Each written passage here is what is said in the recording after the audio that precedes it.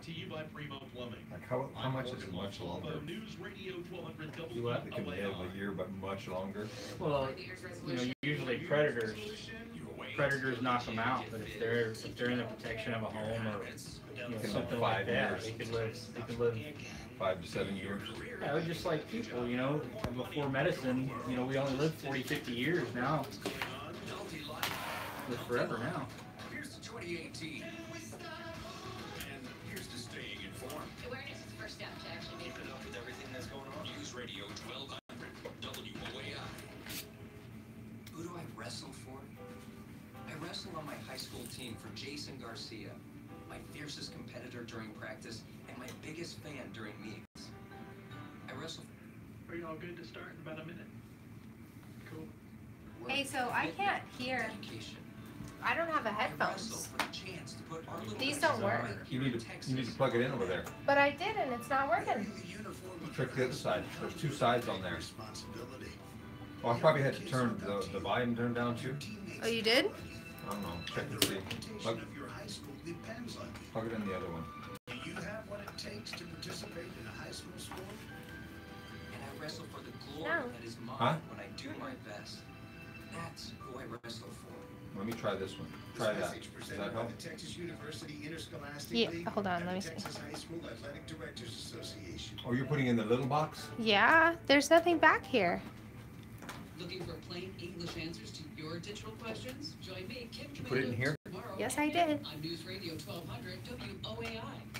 The following is a paid program. Okay. The views and It was opinions this. expressed are those of the advertiser and do not Okay, we're ready. necessarily represent those of WOAI. You got everything going, Morgan?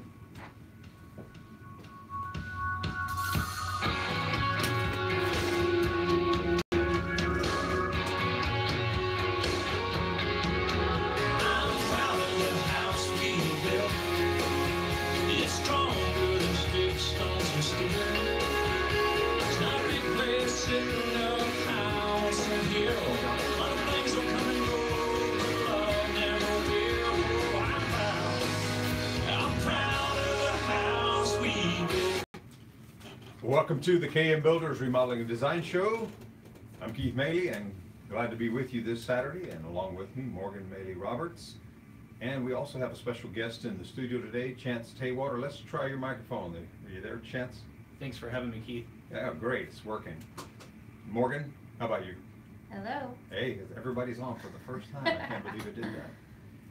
So we're glad to have you here, Chance. I know this is the time of year where people are going to maybe find some interesting things in their house or hear some noises in their house, and you can tell us a little bit about that as the show goes on. But just before we get you involved, I want to give everybody a chance to give you a call and talk to you live on the radio, or me, or Morgan. We're going to take calls at 737-1200 or 1-800-383-WOAI. Again, that local number is 737-1200. Or you can message us on Facebook, on our Facebook at KM Builders 1, or YouTube. Got you, Morgan. Okay, so all of y'all who like to watch and listen at the same time, you can join us that way. And we were just going to talk about anything that interests you in remodeling, but right now we thought it'd be helpful to some of you to know a little bit about what could be going on in your house that you do not see. Most of the time it's a little late when people see things going on in their house when you're involved. You're with Truley Nolan, and tell us a little bit about Truley Nolan and what you do there. Well, Truley Nolan is a family-owned company. We started in 1938. It was founded by a man named Truley Nolan. His son. That's where the name comes from. Okay. The real original. His son took over after he passed away. I call him our Truley Nolan. And then our Truley Nolan just passed away about 3 months ago. And Sorry now, to hear that. Yeah, now his sons and daughters run the company. It's a family-owned business, and I couldn't be prouder to work for them. And they're local only? No, we have branches in Texas. And they started in what city? Well, they started in, old Nolan started in Miami. And then Truley Nolan, his son, broke off and went to Arizona, and they come to Texas. Well, welcome to Texas. And so how long have you been with them, Chance? Oh, I've been with them 4 or 5 years. Good, good. I know we met years ago, and it's good to have you. I know, and I also want to say that Truley Nolan has worked on my home and done a great job. I'll just give a shout out to Mike, who's done the work on my home. What a great guy! What a great dad. I don't know Mike's last name. What's his last name? Danheim. He's Mike Danheim. He's a great guy. I've been doing it for 20 years and knows every one of his customers. Does a great job for him. Well, he's a great representation of your company, and you can tell immediately. I look at people like him, and I love the attention to detail. And of course, you can see he's got a lot of knowledge. But so do you. I mean, just in the first time that I met you, I believe it was at a home and garden show or somewhere, wasn't it? Yes, sir. And if y'all haven't seen it, you need to look up Truley Nolan, the pest control specialist. And they have some really cool cars. You've probably seen them around with the big mouse ears and the whiskers on the front and Yellow. Yellow, yeah, thank you, Morgan. Yellow, and anyway, just really noticeable, but very, very professional, and everything about y'all is professional. Tell us about what you do in the company. What is the company all? What's the scope of work that y'all perform? Well, we pest control, obviously, rodent, termite. We also do, and we'll probably get into this later, but a lot of times with rodent, you know, they don't have bathrooms up in your attic, so wherever they pee and poo, it's going to be in the insulation. So sometimes that stuff has to be removed, and obviously we do insulation as well. Oh, okay, that's good to know. I didn't know you did that. Great. Well, we'll take calls about anything pest control along with this. If you have questions about it, what's a bigger problem in pest control? The insects or rats and mice? What do you see, or is it about equal? It's whatever the customer has is the biggest problem at the time. Yeah. This time of year, obviously, whenever it gets colder, just like me or you, they get cold, they want to get somewhere to warm up. So they're going to try to get into your house and attic. So wintertime is the time for rodents to try to gain entry into your home.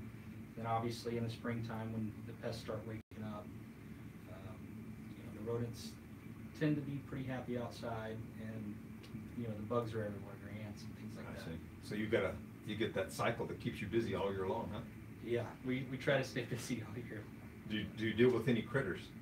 Oh yeah. You know, you get the raccoons and the squirrels in there as well, and the attics and things like that.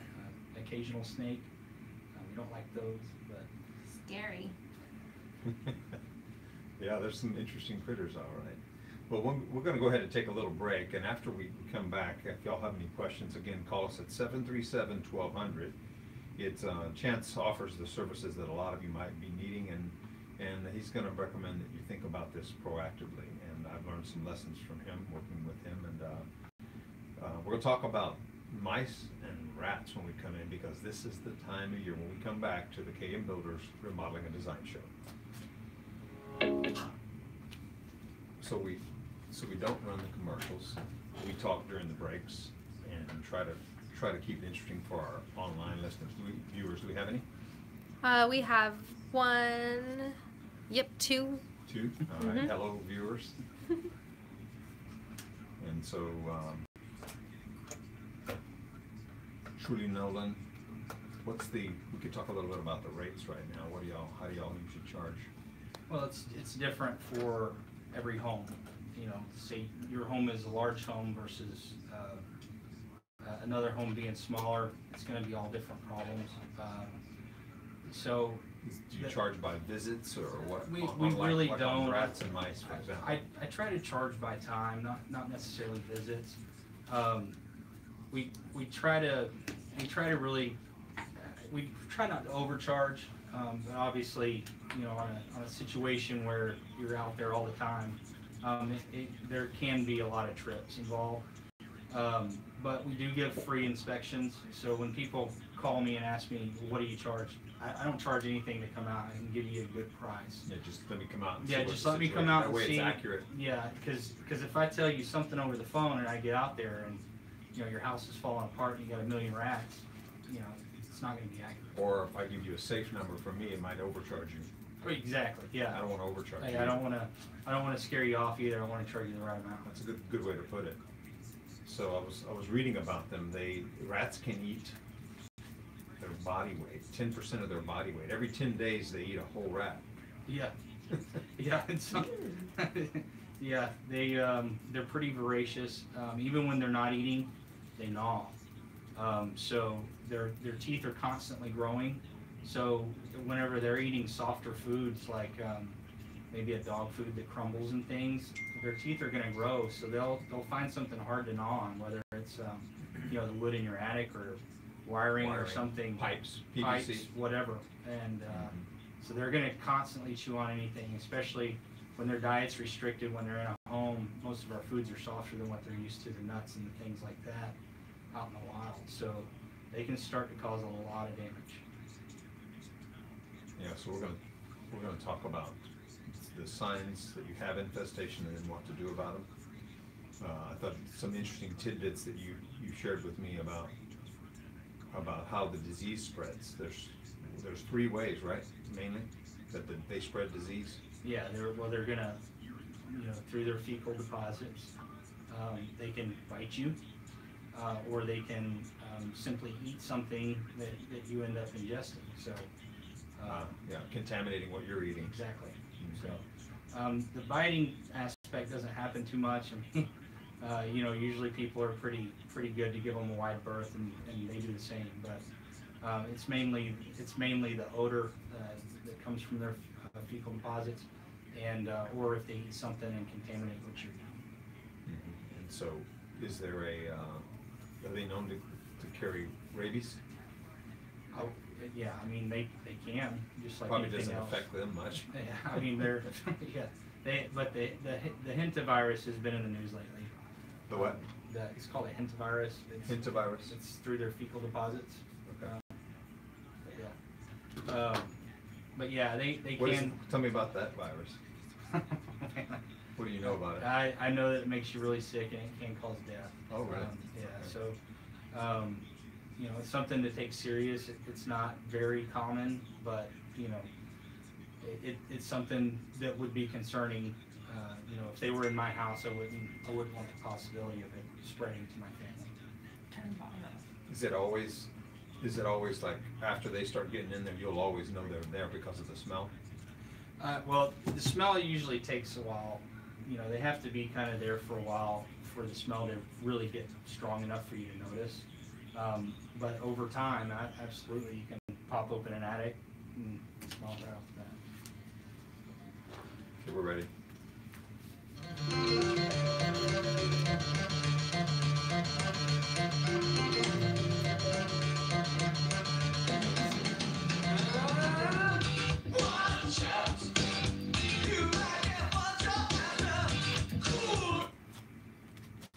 I like that. Way to go, Tracy. Burning down the house. Excellent. Thank you. And thank you for joining us. We are live at 737-1200. You can contact us. This is the KM Builders Remodeling and Design Show. I'm Keith Moehle. Along with us today, Morgan, as usual, and Chance Taywater. Is that the right way to say your last name? Close enough. How do you say it? I say Tallwater. Tallwater, okay. And Chance and I have known each other for a while. We met first of all at a home and garden show, and I know that some of you probably have met him there too. The guy with the boots with the big mouse ears and the. But I like it. It looks better than Mickey Mouse. But rats really aren't as cute as we draw them in cartoons, are they? Well, yeah, you wouldn't want your kids playing with the real one. The real ones, that's right, and they are nasty critters. And right now, I mean, if you have any suspicion that you might have a rat in your attic or in your garage or something like that, you've seen signs of it, I guess basically you should do something before it gets worse, right? Yeah, I mean, usually people are first going to notice their bread eaten, maybe some feces on their countertop, maybe some noises running around in the attic. And then they're going to start to, you know, put all the pieces together and, well, maybe I got something up there. So yeah, they're really, really good at hiding. So they can go undetected for a while. For quite a while until it becomes obvious, and then you've got a problem. You know, I remember there was a little mouse in my garage at one time and didn't think anything of it. But then gradually I saw some tools that had been chewed on. And I started realizing, well, these things can do a lot of damage. yeah. And they started, you know, literally having to throw stuff away because that. And I saw the mouse a couple times, and I figured out, you know, that I've got to do something about it. Like you said, little droppings, and you think, well, where's it getting in? And it's kind of a pain to figure out where he's getting in. But you know, with your help, I can find anything. Well, hopefully so. Yeah, and they can cause damage. I don't want to, you know, alarm people, but you know, they'll chew on just about anything, and you know, they can destroy a wiring harness in your car, and you know, those things aren't cheap, and you know, they can really chew on anything. There's nothing off limits for them. Yeah, Jaime at our office was telling us the other day. I think you were there when we were talking about it. He said that he worked for a dealership in years past, and it was a Land Cruiser, Toyota Land Cruiser. And he said that they couldn't start at the car at one time, and they found out that all the harnesses and things were chewed up. He talked about another one that went inside through the evaporator coils, got inside through the heating system, and I guess they nested in there and tore up his carpet, his seats, and everything because it was parked inside. You know, where you think you have a safety is, I'll keep it out of the elements with your car, and then all of a sudden you've got a little habitat for a rat, right? Oh yeah, they'll get underneath that hood where they feel nice and secure and protected, and you know, usually when you pull your car in, the motor's warm, and in the wintertime, a little heat draws them right in. They want to get warm too. Mm-hmm. And so if they've gotten access to there, you may have not seen them coming in and out, but now they're going to find a place eventually, and they'll learn that there's something new for them. The first time they come in, or the first several times, they may do one thing, but they could learn other things, right? Oh yeah, they'll explore. They'll try to memorize their environment. That way, you know, they're prey animals, so they want to find escape routes. They want to be comfortable. They want to know what's around them. So they do explore, even though they are creatures of habits and tend to use one path more than others. They will find what's in their area that they can use or eat or hide in. So the reason they hide is because their instincts know that they could be eaten by other animals. Everything eats them, you know, the cats and hawks and everything. That's true. So that's why they're so secretive, and they move mostly at night. Yes, sir. Yeah, they're nocturnal most of the time. Yeah, but they do occasionally run. I saw one in the yard. Yeah. I mean, you know, if they get scared if they think something's coming after them, or if, you know, they're just simply still hungry from foraging in the night, they'll still move around. But most of the time, they're going to be active at night under the cover of dark. That's why most of the time when you hear them in your house, it's usually when you're going to bed, when they're waking up. How likely are they to get into water lines? Well, if you think about it, the main place that they're going to want to go is in your garages or your attics. Well, if they've made a home up there, you know, what is there to drink up there? There's nothing. So they know that there's water in those PVC pipes and lines. Because they can tell by the temperature, probably, yeah, right? They'll chew the hole right in it and put a little sprig in there and drink and run off, and then you got a drip in your attic. You know? It's crazy, isn't it? They're pretty smart. They really know how to survive. So this is a big issue. So let's talk a little bit about what you would do, maybe what homeowners can do before they had to call you.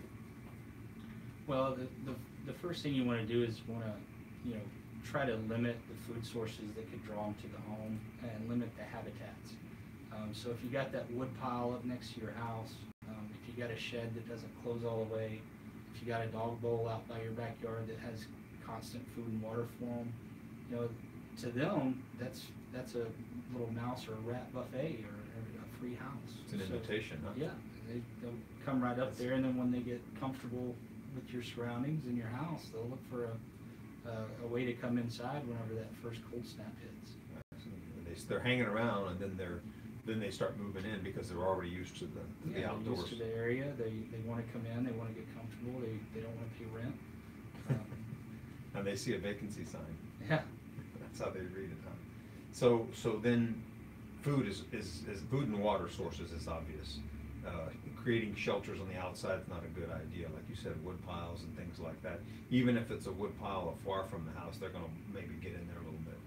Oh yeah, you know, dog houses, things like that. You know, you could walk around a yard, and you know, they're not very big, so they don't need very much. So it's a little, you know, it's a little challenging to try to limit every possible thing or area that they could live in, but you know, don't give them more than what you need to. And especially up close to the home. Oh yeah, close to the home. If you're gonna have a wood pile or something, keep it away from the house. The other thing that you can do is simply walk around your home every now and then. See if there's any gaps. A mouse can get in the size of something that's about the size of a dime. A rat can get into something the size of a quarter. So walk around your house with a dime or a quarter and see where your cable wires go in. See if there's any gaps by any doors, your garage door. If you can roll a dime through it, a little mouse can get through it. So and if it's flexible, it can be even less. Oh yeah. Because they can move that and make it the size of a dime or a quarter or greater. Sure, absolutely.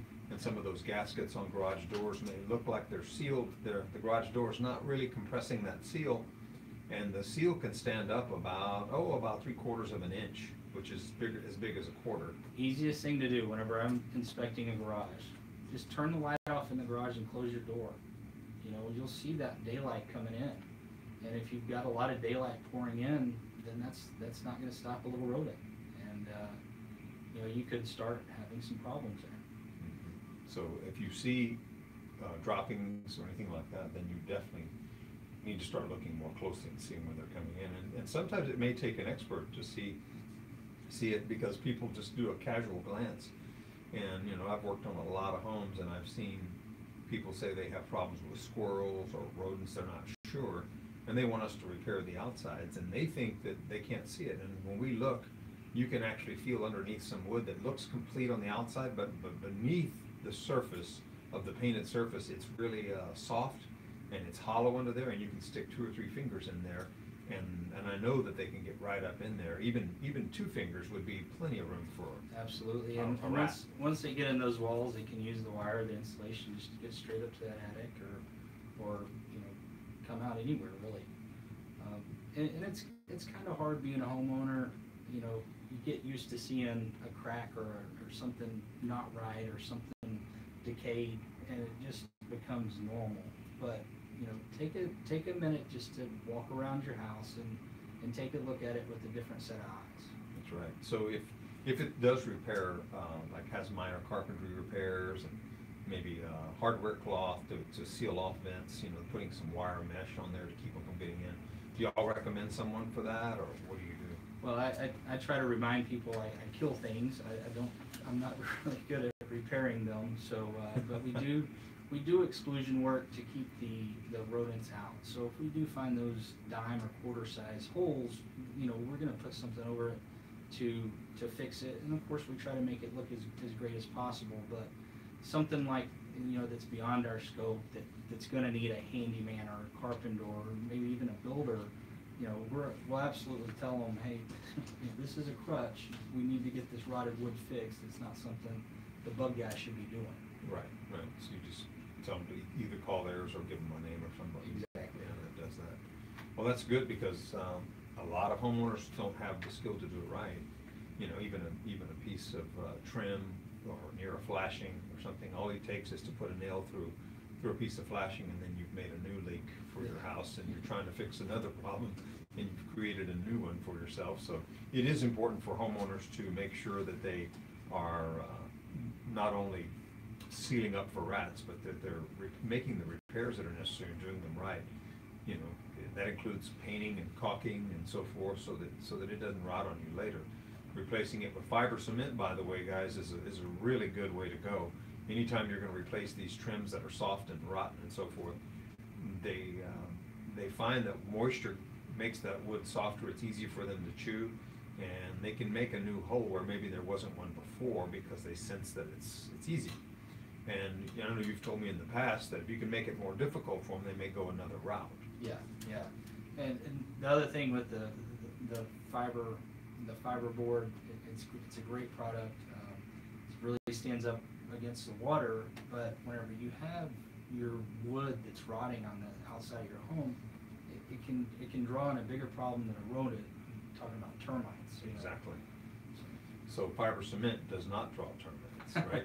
Correct. Yeah, fiber cement can resist rodents to a certain extent, and it really is good at not rotting. So I mean, I've replaced trims on homes back in the day more than once in the same home because they rotted again, and no matter how well they painted them, they couldn't keep them from rotting. But nowadays with fiber cement, it's a really good alternative.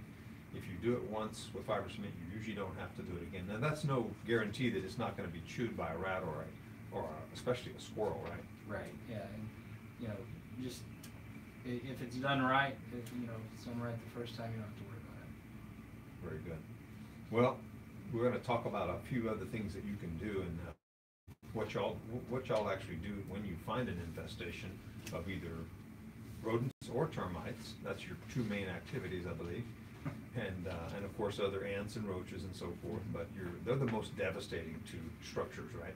Yeah, I can go squash a roach and it's like it wasn't there. But whenever you have a rodent or a termite, those effects can be quite lingering. Yeah, that's exactly right. So we'll talk more about what you do when cases of infestation.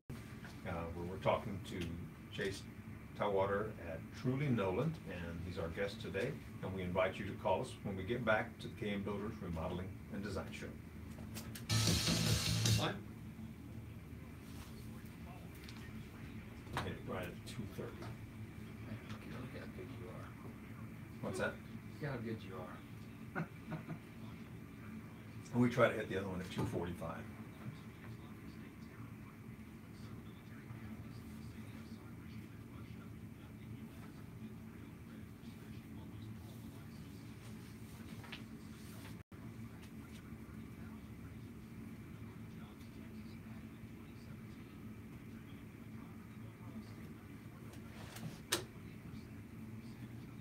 It says they transmit parasites and diseases to animals and humans, to other animals and humans. Sure. I mean, the first parasite that I'm going to think of is fleas.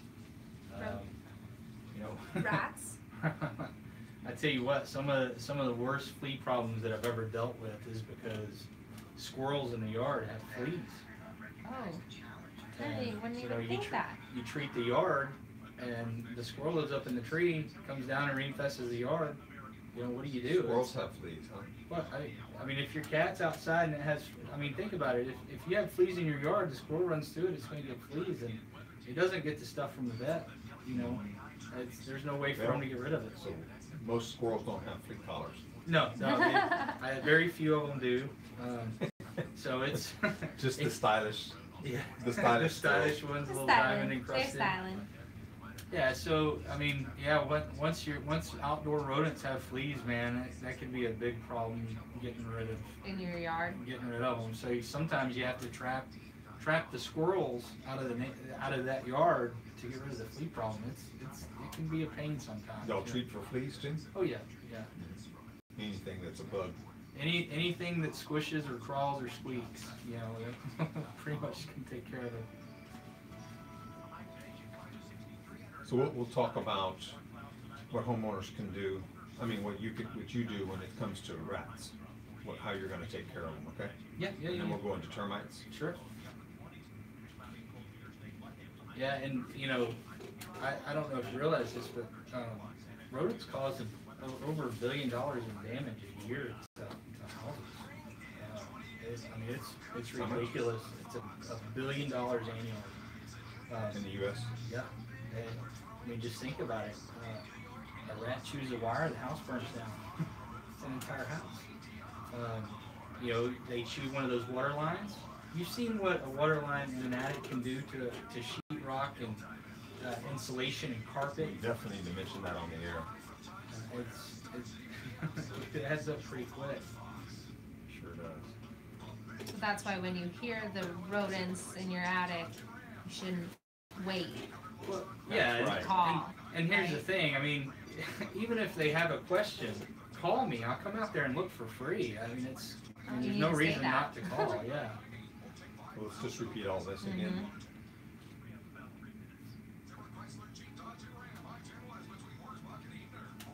I'm saving the good stuff for the breaks, huh?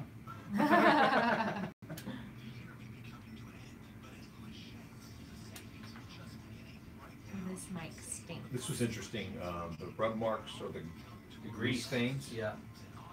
Well, okay, so whenever you're out in the woods camping and you don't take a shower for a few days, you run your hand through your hair and it's kind of greasy, right? Well, they never take a shower. So anywhere that they rub up against is going to have that grease, and over And if time, they rub it multiple if they rub times. it a whole bunch, it's going to look greasy. Yeah. That's one of the main ways we see entry points. Oh, that's how you can tell where Yeah, they've been coming The in. main one, you know, you can't just fix the one that they're using, but the main entry point, we can usually tell pretty good by the grease marks on it. And the bigger the animal, like a raccoon or a squirrel, the more grease it tends to put off over time. And then it collects dust and stuff on that Yeah, grease, it gets right? dirty, or the rat gets out there and gets dirty, and then you know, Carries it all along there. carries it along, and then the grease is kind of greasy. Sticks to it. It's usually dark brown or even black, depending on how long it's Just from oils on their skin. just from the oil. Yeah. And then whatever pee they're bringing along with them. Yeah. Yeah. Mike said rats don't have bladder control. No. Or toilets. He texted you? Or toilets. No. Oh. When I've talked to him, I remember him saying that. He said, yeah, rats don't have bladder control. Oh, that's Mike. You're talking about. My mic. Yeah. Yeah. Mike Danheim. Danheim. Yeah.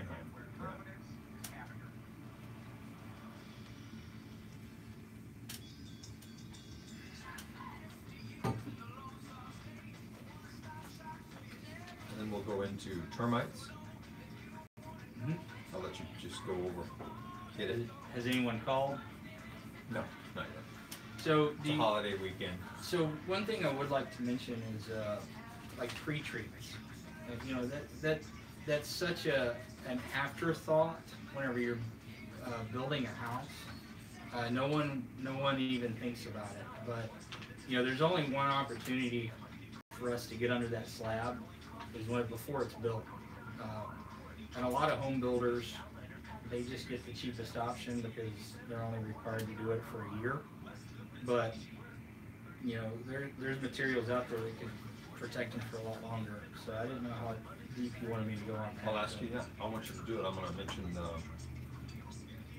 the first thing that we're going to mention when we go into what homeowners can do for prevention is tree treat if you're building. Yeah, I want you to mention that. When I turn this on, that means put your headphones on. Gotcha.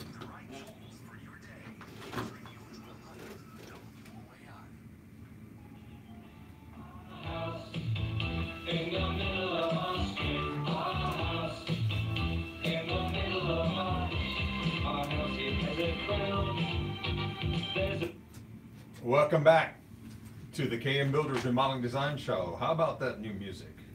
Thanks to Tracy there. A little different than before. We like it. Yeah, you like it? Yeah. Who sings that? Our house. Thank you. I've heard it many times, but I never knew who sang it. Well, we don't want rats in the middle of our house, right? We're with the KM Builders Remodeling Design Show, and we are taking your calls live at 737-1200. We've got Morgan and Chance from Truley Nolan, Pest Control and Termites, and we were talking a little bit during the break about just how big of a problem this rats can be. If you've never had one, you think, it's probably just little bitty creatures, little critters that are cute, but they really are a lot worse than that. How big is the rat problem, would you say? Well, they cause annually over $1 billion in damage. Is that in the U.S.? Yes, in North America. Yeah. Wow, $1 billion. So they keep a lot of trades busy, I guess. Yeah, they do. Yeah, they do. From electricians to carpenters, when they burn a house down sometimes. Worst case scenario, they get into that that wiring in the attic and it starts a fire, and then you lose the whole house, everything in it. It's just, I've seen the worst of the worst. And tell us some of the things you've seen that rats do. Oh man, they'll go in and chew into your AC lines or you know, in the attic, whenever it gets hot, they'll chew right in there. The And then, ducts, get into those ducts and get cool. Yeah, your attic will be cooler than your house, and you wonder why your house isn't cooling down and your Why the electric bill is high. Yeah, they're up there having a good time in a cool air-conditioned attic. You know, obviously the insulation when they put their fecal deposits down, over time, you know, it's going to stink and it's going to need to be removed. That's why if you catch one early, you know, a lot of times Save yourself a lot of money. A lot of money getting that stuff removed. So fiberglass insulation doesn't bother rats at all, huh? They love it. Yeah. It doesn't make them itch. Yeah, no. Like humans. Well, I don't know. I've never asked one. But they seem to be enjoying it. Yeah, it doesn't stop them, that's for sure. Well, there must not be bothering them. They've got thicker skin than we do, and so. Well, they got fur coats on too. Little fur coats that keep the insulation from making them itch. That's terrible. So, you mentioned that, you know, it's $1 billion worth of damage, and I mean, and it can be hundreds, thousands of dollars in one person's home, and I mean, even water damage, like we talked about earlier. Tens of thousands, If it chews a water line, I mean, it's up there in the attic and it comes down, and if you happen to be gone for that period of time, it could cause a big Carpet, amount of damage. sheetrock, paint, you know, furniture. But they only chew a little bit at a time, and it seems like such a gradual thing, but once the water comes out, it's no longer gradual, it's big time. Yeah, and a lot of people, oh, well, maybe I got a little leak up in the roof, and you don't think about it, and over time, all that insulation's getting wet, maybe mold's forming. You know, it's a lot easier if you have a question, you know, call a professional. We do free inspections. It won't cost you anything for somebody to come out and take a look. If you have a question, don't wait. Just call somebody to come take a look.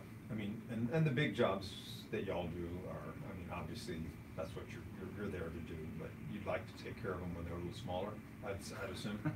Yeah. They're not fun, are they? No, it's, you know, there's definite advantages to my industry. Getting dead rats out of attics is not one of the things that I enjoy too much, but it comes with the job. And especially dealing with the live ones, they're not fun either. But, so, you mentioned that there's some telltale signs are there. Obviously, droppings was one, but you mentioned another one when we were off the air about grease stains and so forth. Tell us about that. Yeah, so, you know, rodents don't get to take showers very often, so, you know, just think, if you don't take a shower for a few days, say you're out camping, you know, you run your fingers through your hair feels kind of greasy. So these guys, they don't take showers, so their hair is kind of greasy. So whenever they're going in those little quarter-size holes, you know, they're going to be putting grease around the areas that they go in. So, but even if they crawl on an open area where, like maybe a pipe or something, it would leave some of that on there, wouldn't it? It would if it contacts their hair, absolutely. And then of course, since it's greasy, it's going to pick up dirt and dust and things like that. And that's what you see, and you identify quickly that they've been making a home there. Yeah, that's one of the ways we find the paths, and you know, you can tell by by how dark it is, a brown, light brown, or even black, how long they've been using it. So yeah, there's some telltale signs, but not something you want to see, but definitely want to get it early, like you're saying. Again, I just can't mention enough that you know, you do it for free to go out and give someone an assessment. It may be a small bill at the beginning. You wait, it's going to be a bigger bill, right? Yeah, I mean, they're not just going to leave on their own, for sure. Yeah, so it's not something you just want to ignore and think it'll go away. They might go away a little bit during the spring and the summer, but they're going to come right back with bring their buddies. First cold snap is usually, you know, they, like I said, they tend to like it outside pretty good. But whenever it starts getting cold, they get cold like me and you do. So how many would you say would get into a house if the conditions were right? Oh, it could be one, it could be 100. Really? And if they stay in there year round and breed year round, it could be a lot more than that. Wow, I can only imagine the damage.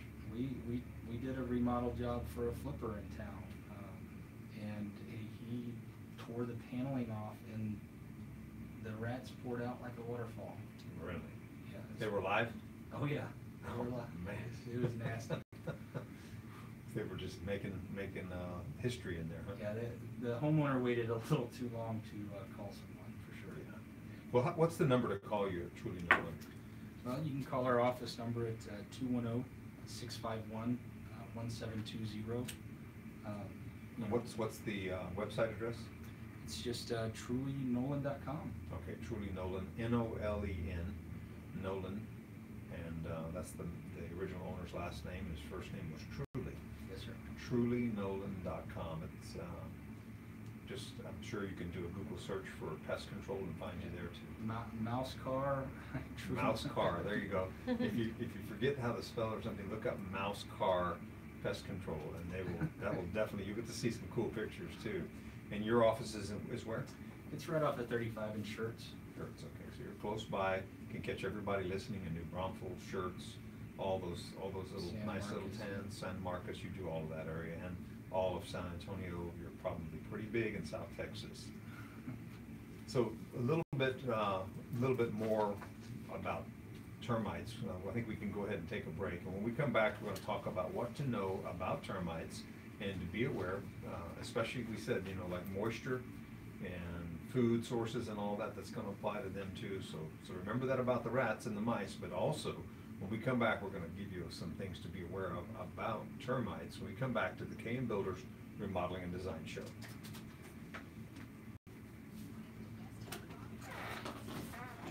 You're right, this does go by quick. Just like we're sitting here talking, you know.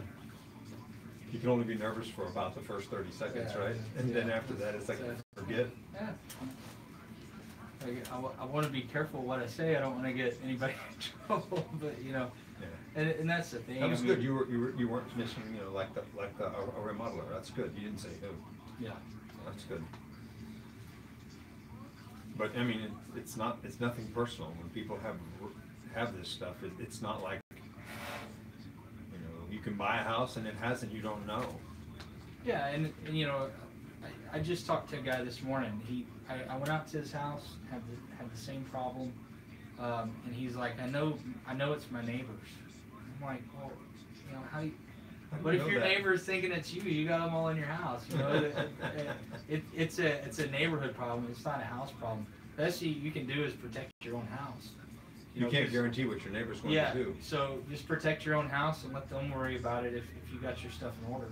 You know? Yeah, I mean, there'd be no difference in living next to an empty field. Yeah, exactly. Yeah. They're all living out there in that I field. mean, yeah, I mean, what's he gonna do? Blame the field for having mice in it? You know? Exactly. So I mean, it's a known. I mean, I've always known that if you live next to a field, you're going to have rats or mice. Better get a cat or a snake. And you just make yours just rat proof, like you said. That's all you can do. The good news is you usually can do it, right? Oh yeah, yeah. I mean, you know, usually the newer homes, they're going to be sealed pretty well. Like take for instance your addition. There's no problems with it because it's pretty new construction. You did it the right way. Where the problems exist is on that bottom floor, where it's older. Maybe the foundation shifts, cause cracks. The siding, Old materials that haven't been rotting. You know, and they're just subtly getting softer or something like that. So, moisture exposure. So like the top story of your home, no problems. Bottom story could be problems. Yeah, newer homes tend to have less problems than older ones, right? Yeah, but they still, usually those entryways right there by the garage, even a new home's gonna have that from the day that it's built. So, I mean, there's still ways even on a new home that they can get in, but it's a lot less likely. You're not gonna have that rotting.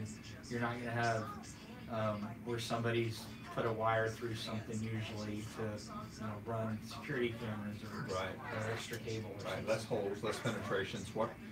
Even old roofs and old vents that have the screening off of them. Yeah, that has holes in the screening, things like that. So usually the newer homes, a lot of that's going to be sealed up. How effective is caulking against a mouse or a rat? Well, I mean, depends on how big the hole is. If it's their main entryway, they'll shoot through it. They'll go through it. But if it's not their main entryway and you want to caulk to prevent another doorway, then they're not going to see that as a doorway. But if you caulk up the main access thing, that's not a good solution. Yeah, just like your front door. I mean, if something was in front of it, you're gonna bust it open to get in your house. I mean, you're just not going to give up and move. But with caulking, a secondary possible entry point. It's a good proactive approach. Absolutely. Caulking is good proactively. Before the problem. The infestation. But anything soft like that isn't going to stop them. but you know, they're not going to chew through caulk to gain entry in the first place. That's They'll not chew their- through caulk to get back to their home. Right, right. To go through the same opening that you were used to going through, they're gonna say, hey, something's in my way. Yeah, I'm going to get through it. I know I've been through here before, actually, I need to get in there Yeah, again. my babies are on the other side. Or, yeah. What's the odds of, let's say you're in the middle of an infestation and you start sealing up holes, what's the odds that you've got most of them inside, where you want them to be not coming out? Because Well, you can feed them inside and trap them inside. Yeah, it doesn't matter to me whether I catch them in or catch them out. I'm going to catch them. You know, if they leave before I seal it, you know, that's less work for me to do. But either way, they're going to hit my trap.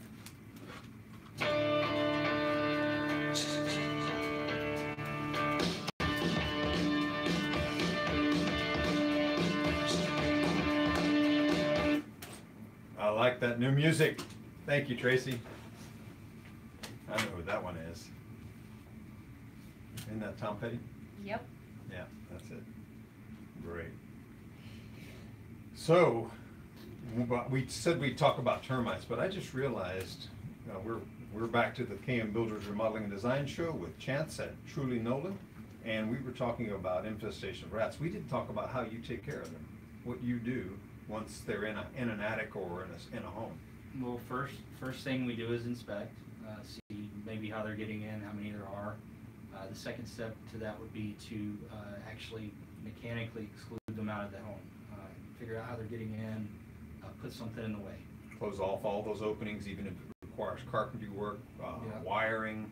I mean, when we say wire, we mean screening, Yeah, really strong screening. Hardware cloth, maybe even sheet metal. And by the way, if you don't know what hardware cloth is, just go to Home Depot and they'll look it up, they'll tell you what aisle it's on, and it's a really small wire galvanized steel mesh, and it's strong enough to resist them, right?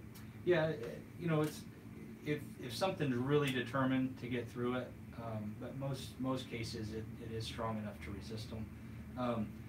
I know there's a lot of handy people that try to take care of the problems on their own. If you're going to do that and not call a professional, perfectly fine. Just please try to not control a rodent problem with poison or bait. Tell us about that. Why is that such a bad idea? I've seen it happen many times. First of all, when they eat the poison or the bait, just like any other animal, if you're sick at work, all you want to do is go home and lay down in bed. Well, whenever they start getting sick, if their home's in the attic or in the wall, that's where they're going to go lay down and die. And you know, the other option that you have is maybe they go outside, and you know, when something's dying, maybe the neighbor's cat comes over and plays your with cat. it. Yeah, your cat, or Your plays dog. with it to death, and maybe even eats it. Then that's a secondary possible kill from the poison that's in the rat already. And another thing is, we use zero baiting, because if something happened to somebody's dog, or God forbid their kid getting into the bait, because a lot of it's bright colors that looks like candy. You know, if a child or a dog or something gets into that bait not knowing what it is, I mean, there's just hardly anything that can come of baiting. And I've heard of people using antifreeze and maybe putting it, I mean, obviously a pet could get to it if it's in the wrong place, or a child, and what happens if a rat does get into they can still go up and die in the attic, couldn't They can still go up and die whenever they start getting sick. They're going to go lay down. That's right. That's So good. just You don't use those methods. simple snap traps, they've been around forever. When they go off, you know where they're going to be. So just stay away from bait if you can. Oh, and do y'all use like glue traps? Yeah, we have to change up a little bit. They kind of get smart after a while. So we use several different kinds of mechanical traps, but never ever baiting. So you close them in close it off from the outside, so that no more can get back in, or the ones that maybe were in are now trapped outside. Right. But then they're going to try real hard to get in. So you really got to be good at this, right? I would try to be, yeah. During the break, we talked about caulking wouldn't be a good way to keep them out of the place that they've been going in repeatedly. Right, because they know that they can get through it. It's soft. It's not going to stop them. They'll chew through a 2x4 if they have to. But yeah, usually caulking, you want to caulk a secondary hole, not their main entry point. Yeah, just preventative for them finding other, discovery other areas. Caulk might work for that, but not the entrances they've been using. Exactly. You can lock the front door, somebody's going to go in the back door to get in their home. So you want to get all the holes, but especially their main entry point. Their main entry points, you want to do a really solid job at those. So that begs the question then, when you start seeing them all out, you've also sealed them in, haven't you? Oh yeah, yeah. And So what happens to the ones that are trapped inside? Trapping program, set traps, get them out. After a week or a week and a half, they're going to get pretty hungry. I see. And so you're tempting them with food. Right. And then they get caught in the traps. We remove them. Everything's good. You're happy, I'm happy. That's good. So what's usually the length of time once you've sealed a home? 2 weeks maybe? You usually get most of them? Yeah, usually 2 weeks. Sometimes maybe some of the exclusion doesn't hold. Maybe sometimes there's a food source that they're getting to inside the home that's not making our baiting on the traps. Mm-hmm. And then it takes more investigation on your part and maybe a little more research about where they get in. Yeah, if it lasts for longer than 2 weeks, something's going wrong. We need to get back out there and do an inspection just to make sure we're on the right track. Okay. Well, that's really useful, and we just have about a minute or so. So we're gonna go over how long do we have there, Tracy? About a minute, 2. Okay, about a minute. So we'll just give out your information again at Truley Nolan. It's www.truleynolan.com, and that's Nolen. And your number at the office again to call for an appointment? It's 210-651-1720. Okay, or truleynolan.com, and then they call you, they call, they get an appointment set, and there's no charge for that? No charge. So. No charge at all. Okay, so that's good. I mean, you might save yourself thousands of dollars worth of damage, a lot of headache, a lot of bad smells, possible diseases, if you give them a call at Truley Nolan. If you have any questions, you can also call us at KM Builders, and that number is 210-680-5626. You can remember it as 680-KMCO. And of course, you can log on for a free assessment of your home. For any type of remodeling needs, I'll come out and meet you and give you a free consultation. There is no charge for that either. And that's it. Log on at kmbuilders.com. And we hope that you tune in next week. We're going to have another very interesting topic for you, and we are going to look forward to talking to you then. Remember, you could have someone else remodel or design your home, but then you'd have to live in it.